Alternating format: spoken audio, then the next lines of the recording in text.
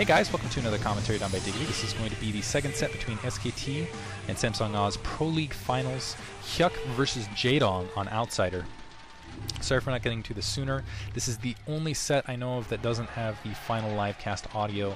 For all of the livecast audio, you can go to sc2gg.com, check on the main page. Again, for whatever reason, well, I know why, because it's a stream and it's difficult to sync. So, yeah, I just, after having much difficulty getting any sort of visual audio sync on a lot of this stuff, I'm not sure where the gaps were, why they occurred exactly. It's almost a mystery when it happens. I decided I'll just commentate the second set. If you guys really want it, I will continue commentating the rest of the set, most likely solo, because I believe Cholera is AFK, Moletrap is actually in Hawaii, and Klazert I have not heard from. Rise, I'm not sure what he's up to, so maybe he'd be up for redoing these. But everybody else, I believe, has already seen these, or they were part of the live cast. 9 o'clock position, by the way, Jaedong, 6 o'clock position, we have Hyuk. And once again, I apologize for not getting to this sooner. I actually just started another temp job on Monday. And it's funny because it's not any more boring than any of my other temp jobs. It's actually kind of posh. And I just could not stay awake Monday and Tuesday. It's not that I fell asleep at work, but I was definitely struggling to stay awake. I realized what it was is I've always lived next to main kind of thoroughfares along streets, highways, always right next to my house. And so I realized that the sound of cars in the background driving just kind of puts me to sleep. And there's kind of, not a main thoroughfare, but enough of a thoroughfare next to the back of the office where I can definitely hear it while I'm working, and I realized it kind of puts me to sleep. Looks like we're seeing a 9-pool opening from Hyuk, and Jaedong going for some sort of Overlord first opening. Doesn't look like he's putting down his spawning pool, so probably thinking about a 12 pool in this opening match. Once again, I want to thank Miss Lord, by the way, for the live commentary, doing all that stuff. Man, he was just on top of things. Also, thanks to everybody else who's involved with it. Guys missed out.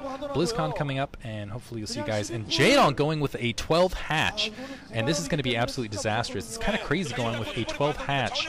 First of all, when you're Jaedong, you really don't need to, but this is Jaedong, so maybe he'll be able to pull it off. He's going to have a really difficult time against the 9-pool plus speed, though. First of all, he's not going to have speed zerglings for quite some time to help defend. Additionally, he's going to be late on his zerglings spawning to try to help defend, and he's going to have a face full of attacking little monster thingies right up on his. That was a nice metaphor there. I hope you guys enjoyed it. Right up on his secondary. I don't know that he's going to be able to protect it, and I think it might have been an issue of, he thought, okay, the Overlord isn't spotting, maybe I can get away with this, especially if it's a 12 pool, or maybe even pull it against an overpool just because he's Jaedong. But against a 9 pool with speed, almost the worst possible situation you can be in, I guess, aside from a 4 or 5 pool. Anyway, looks like these zerglings are headed on the way. Hyuk knows the direction to go. This is Outsider, so it's a 3-player map, so once that Overlord hit the additional spawn, it would be able to spot. I guess one of the big things is it would take a longer period of time, but after that Overlord kind of creeping out, seeing that Overlord position, Hyuk knew exactly where to go a little bit faster on Q, and Hyuk now running up and hitting the secondary, and Jaedong going to have to pull a lot of drones off the line to try to defend this. Let's see if his Masterful Micro will be able to pull him out of this situation. Fortunately, more Zerglings running up, trying to produce Zerglings on his own, and oh man, this does not look good. It looks like that hatchery is going to just a little bit of health, and it's down. Now Jaedong in a huge disadvantage, but he is still Jaedong. It is possible that he could pull this out. And if Hyuk were to pull this game, it would be absolutely huge. Absolutely huge.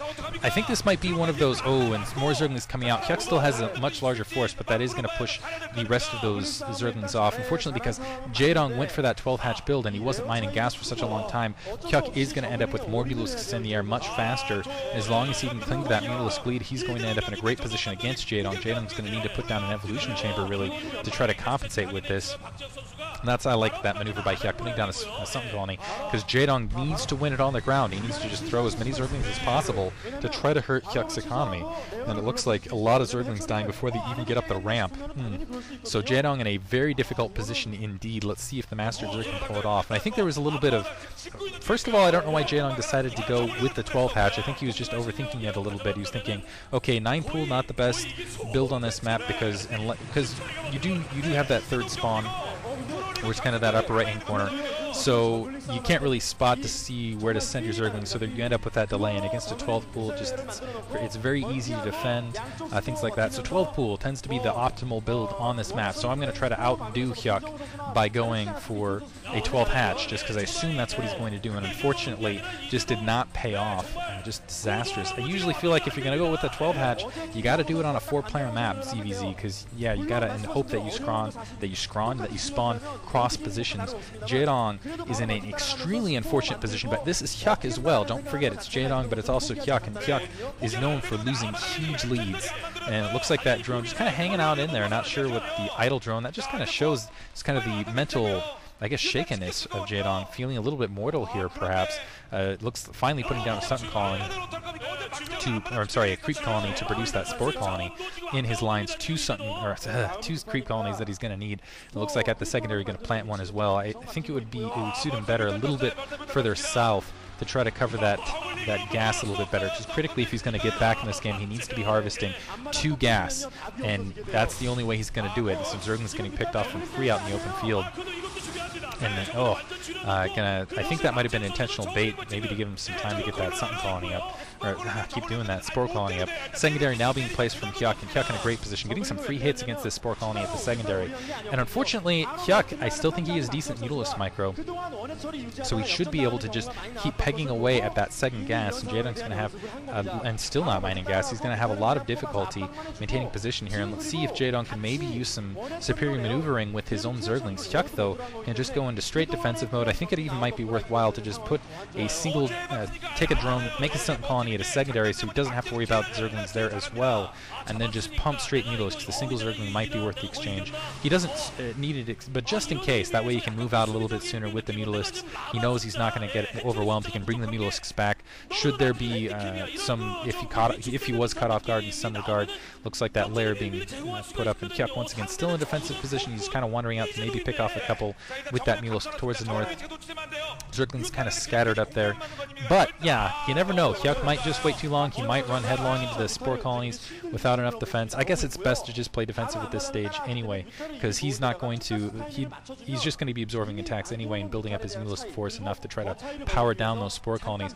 But I still think it was worthwhile to maybe keep an eye at that second gas and just keep harassing there, making sure even a Sutton colony, or even a creep colony, did it again, even a creep colony wouldn't be placed. Zergling's continuing to flee back, it looks like. Jaedong has no map control at this stage. And now the Mutalisk's wandering up, seeing that spore colony just a half second too late. There's not enough of them to really power that down. I still feel like there's enough exposure where you could run in. This is what I was talking about. This might be, by that something colony, might be worthwhile, because the Zergling's now spreading through. It looked like they might get an opportunity, but a couple Mutalisks hatching right in the nick of time for Hyuk. So I take it back. Hyuk with a very solid defense here. Jaedong not really able to accomplish anything. Going with another, wow, going to make sure he can protect. He realizes Hyuk's just getting a huge amount of Mutalisks up in the air, so he's going to plant a 3rd spore colony at each location and get his own spire morphing. Now, the critical decision, will he go with some Scourge to try to knock Hyuk out of the air, or is a couple Zerglings able to get 1 drone, but I don't know if that was worth the exchange. I think that was 4 Zerglings right there.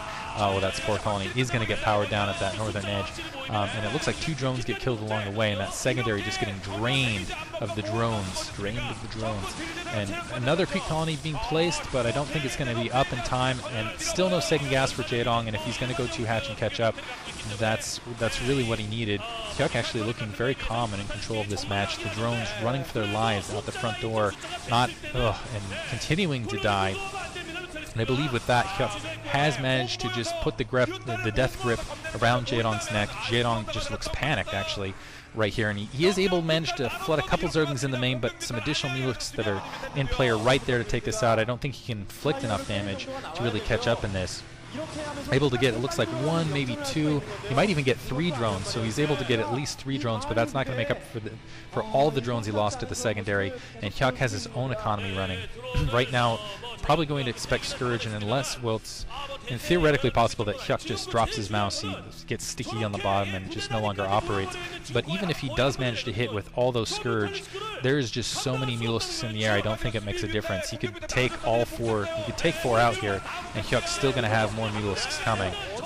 Another spore colony getting taken out. I'm going to have to back up because, okay, he gets hit by, I think, 1 Scourge there, was able to take an additional out. Continuing to work away at those spore colonies.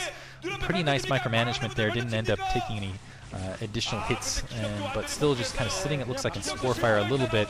He can afford to, though. He's got a lot of Mutalisks up in the air. Still picking off Zerglings along the corner, and Jaedong's going to have to GG in not too long. Let's see if the Zerglings come in to support Hyuk, the ground is wide open, as you can see. Hyuk brilliantly, actually, with a very nice maneuver, keeping the Zergling count on the ground low. And there should be some, it looks like, okay, there are some Zerglings flooding across the field for Hyuk, and the combination attack is going to be overwhelming. Jaedong having to spend Larva on both Scourge and Zerglings, couldn't do enough of both. Just too many Mutalisks up in the air, and with that support there, really, he's going to knock that ground game out. Now the rest of the Zerglings flooding in, that is going to be it. They're going to easily be able to take care of the Spore Colonies, take out the secondary once again. Looks like it's sunk colonies up for maybe a half second, and now Zerglings running free in Jaedong's main. Second hatchery is going to be down momentarily. Jaedong didn't really have an economic advantage for even the portion of the game when he put down that second hatchery for quite some time.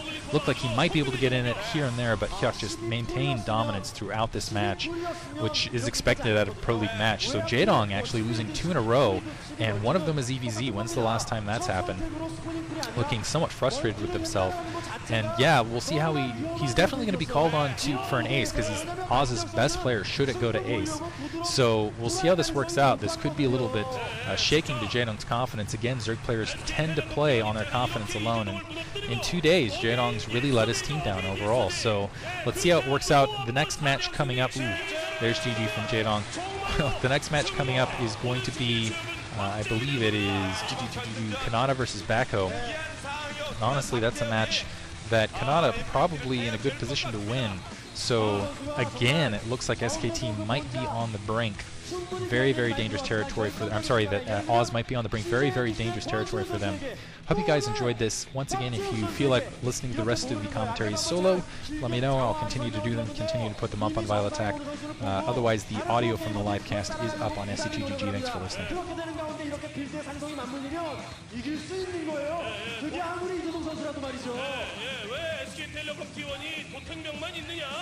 아니다. 도탕병 고다. 고인규 선수가 강력하게 성적으로 경기로 필요했습니다만 오늘 이후 도탕병도 혁이네요. 그렇습니다. 왜냐면 이 승리가 왜 값지냐면 저그 각 12개 팀 중에 제일 센 팀이 화승인데 제일 약한 팀이 SK텔레콤이에요. 그런데 SK텔레콤이 저그들과 한 경기도 밀리지 않았어요. 이러면 무조건 우승이에요. 1라운드부터 5라운드까지의 이 정규 시즌 SK텔레콤 K1의 성적, 정효철 선수가 오기 전과 오고 나서의 차이도 있지만 엄청난 동안입니다. 이재동을 상대로 한 수 더 배워와라. 한 수 더 배워와라. 근데 누구한테 배우죠? 누가 이재동의 선생님이 되겠습니까? 본인한테 배워야지 배우라면. 박재현 그런 말할 자격이 있는 거예요. 맨날. 어깨가 네가 하루 종일 나 달달 먹고 때리고 괴롭혔지만 자기 직전에 내가 딴 집어놓고 넘어뜨리면 오늘은 내가 이긴 거야. 그런 말 할 수 있는 거 아니겠습니까? 예. 저 0809 스테디언 광안리 프로리그 결승전 트로피의 주인공이 거의 SKT까지 거의 좀 이렇게 뛰었습니다. 가드로 좀 스케치하고 있죠 지금요. 1라운드부터 5라운드까지 정규 시즌의 성적으로 봤을 때 박재혁 선수가 이 1차전, 2차전에 걸쳐서 두 번 다 엔트리에 포함될 줄을 예상할 수 있었던 사람은 별로 없었을 겁니다.